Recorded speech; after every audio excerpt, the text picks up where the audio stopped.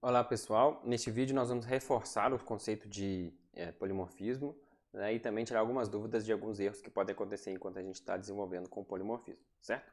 Primeiro vamos lembrar que em linguagens orientadas a objeto, as variáveis de tipo objeto são chamadas de variáveis polimórficas, ok? E polimorfismo vem de muitas formas, então o nome variável polimórfica é porque ela pode referenciar objetos de tipos diferentes, ou seja, de formas diferentes. Lembrando que tipos diferentes, mas desde que um seja um subtipo do outro. Então eu posso declarar uma variável do tipo forma geométrica e ela receber objetos que são círculos, quadrados e triângulos, porque círculos, quadrados e triângulos herdam de forma geométrica. Ou eu posso declarar uma variável do tipo veículo e ela receber objetos do tipo carro, ônibus e caminhão. Por quê? Porque carros, ônibus e caminhões são subtipos da classe veículo. Ok? Bom, então vamos agora verificar algumas coisas que podem acontecer na hora que a gente está desenvolvendo. Vocês acham que é possível fazer esse código abaixo? Pensa aí um pouquinho antes de continuar. Qualquer coisa, pausa o vídeo.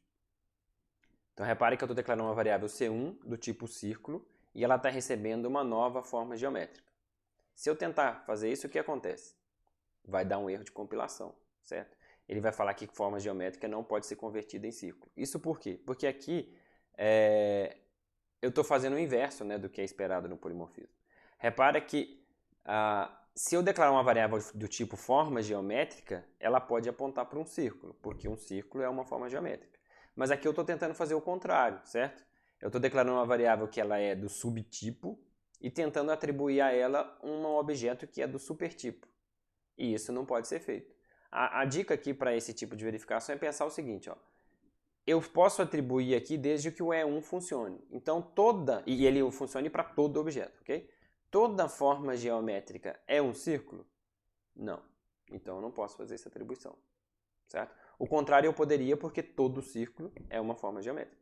Mas aqui nesse caso, não. Nem toda forma geométrica é um círculo, então eu não posso fazer essa atribuição, ok? Então, apesar de um círculo ser necessariamente uma forma geométrica, o oposto não é verdade. Nem toda forma geométrica é um círculo. E esse código aqui eu poderia fazer? Esse é mais doido ainda, né? Eu estou tentando criar uma variável círculo, do tipo círculo, e atribuir a ela um quadrado. Ele vai dar um erro aqui que quadrado não pode ser convertido em círculo, que os tipos são incompatíveis, certo? Apesar de círculos e quadrados serem ambos formas geométricas, um quadrado claramente não é um círculo. Okay? Então eu não posso fazer isso. Bom, e esse código aqui, ele compila e funciona? Esses exemplos que eu dou no slide, gente, para vocês estudarem, o ideal é vocês replicarem, sabe? Fazerem, pegar o código, implementar e de repente pausar o vídeo aqui agora, abre o BlueJ, digita esse código, compila, vê o que acontece, tenta entender o erro, depois volta aqui e continua o vídeo. É uma boa maneira de entender esses conceitos. Mas vamos lá. Até a linha 3 ele funciona, porque ó, ele compila. Porque eu tenho uma variável f declarada com o tipo forma geométrica. Então o tipo estático da variável f é forma geométrica. Na segunda linha eu tenho uma variável c, cujo tipo estático é círculo, e está apontando para um objeto da classe círculo. Então o tipo dinâmico dela é círculo. Quando eu faço aqui na linha 3 f recebe c, o que eu estou fazendo? Eu estou fazendo uma variável do tipo forma geométrica apontar para um objeto do tipo círculo. E isso eu posso fazer, porque como todo círculo é uma forma geométrica, a gente já viu que uma variável com determinado tipo estático pode apontar para objetos que são subtipos desse tipo estático. Okay? Ou seja, eu tenho uma variável do tipo da superclasse, ele pode apontar para objetos que são de tipos das subclasses daquela superclasse. Já a linha 4 não compila. Okay? Aí você pode pensar assim, mas por que a gente já viu que o F está apontando para o círculo. Então repara aqui que eu estou atribuindo para o C, né, se eu conseguisse executar esse código, que é o mesmo objeto, certo? Eu criei um objeto círculo, apontei ele para o F, depois eu fiz o C apontar para o F. Então, nessa linha F e C estão apontando para o mesmo objeto, ok? Então, em tese, você poderia pensar assim, isso aqui funciona, porque eu estou apontando para o mesmo objeto, e esse objeto é um círculo, então não tem problema. Mas repara que o compilador, ele verifica apenas o tipo estático da variável. O tipo estático da variável f é forma geométrica. O tipo estático da variável c é círculo. Então eu não posso fazer c recebe f porque isso aqui não vale porque nem toda forma geométrica é um círculo. Então para o compilador não interessa o que vai estar na variável c aqui nessa linha, interessa agora no código. No código, esse daqui é um supertipo e eu não posso fazer uma variável de um supertipo ser atribuída a uma variável de um subtipo. Ok? Então, o tipo estático de f é forma geométrica e uma forma geométrica não é necessariamente um círculo. Por isso que eu não posso fazer isso, por isso que vai dar erro de compilação. Tá? Um detalhe importante que é muito comum as pessoas ver, tentei lá fazer, não deu certo, deu erro, aí eu vou lá e forço a barra, tá? Faço aqui um que a gente chama de typecast, ok? Que é eu tô falando para o compilador forçar e converter o F aqui para círculo, ok? Então o que vai acontecer? Compilar agora vai compilar, porque eu estou forçando a barra aqui, né? Eu estou dizendo para o compilador para transformar isso daqui em círculo. E esse código especificamente, na hora de executar, ele vai até executar. Tá? Por quê? Porque como nesse ponto aqui do código a variável f está apontando realmente para um círculo, então quando a máquina virtual aqui tentar transformar um objeto que já é círculo em círculo, ela não vai fazer nada, então o código vai funcionar, ok? Mas esse código aqui ele é mal feito. Então não é porque ele funciona nessa circunstância que ele vai funcionar em todas. Dependendo da sequência de execução, se a variável f aqui estivesse guardando um quadrado, aí quadrado não pode ser convertido em círculo e ia dar um erro de execução. Tá? Então vale a seguinte dica: conversão de tipos é raramente necessária em um programa de orientação a objetos bem estruturado. Então assim, uma hora ou outra você pode precisar de conversão de tipos, mas é muito raro isso ser necessário. Então se você precisou disso, né, dá uma olhada porque deve ter alguma coisa errada, é bem provável, certo? Se você precisar disso, muito provavelmente você não está usando polimorfismo de forma adequada, ok? Continuando então na nossa avaliação de códigos aí, ó. Pausa o vídeo e me fala o que acontece aqui nas linhas 5, 6 e 7 em termos de compilação e de execução. Vamos lá. Repara que nas primeiras 3 linhas a gente está declarando variáveis, né, f do tipo forma geométrica, c do tipo círculo, q do tipo quadrado. E aqui na linha 4 a variável c, que é do tipo estático círculo, está recebendo um objeto também do tipo círculo, então tudo certo. Na linha 5 eu estou atribuindo à variável f o mesmo objeto que C aponta. E C aponta para um objeto círculo. Então eu estou guardando um objeto círculo na variável f, que é forma geométrica. Como todo círculo é uma forma geométrica, eu posso fazer isso. Okay? Na linha 6 já dá erro de compilação, porque C está apontando para um objeto círculo. E um círculo não pode ser convertido num quadrado. Então eu estou tentando fazer um typecast aqui de círculo para quadrado, e isso aqui vai dar erro de compilação, inclusive. Né? Nenhum compilador não vai aceitar. Já a linha 7 vai compilar,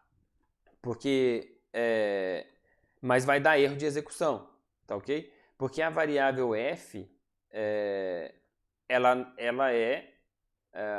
não está apontando nesse momento aqui para um objeto do tipo quadrado. A variável f está apontando para um objeto do tipo círculo, ok? E aí eu vou tentar fazer uma conversão aqui de círculo para quadrado e vai dar erro na hora de executar esse código, ok? Então muito cuidado aí na hora de usar, né, esse processo de variável polimórfica.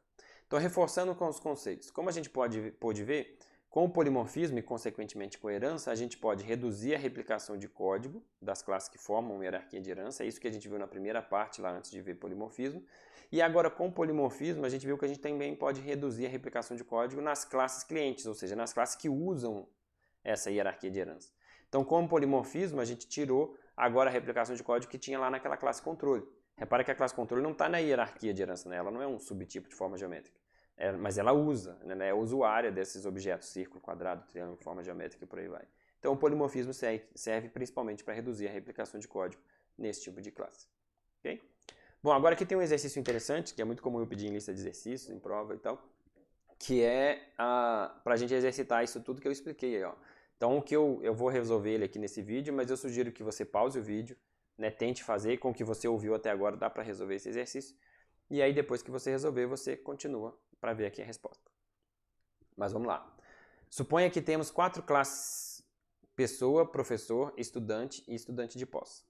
Professor e estudante são subclasses de pessoa. E estudante é subclasse de estudante de pós, é subclasse de estudante. Ou seja, então tem uma superclasse mais geral, que é pessoa.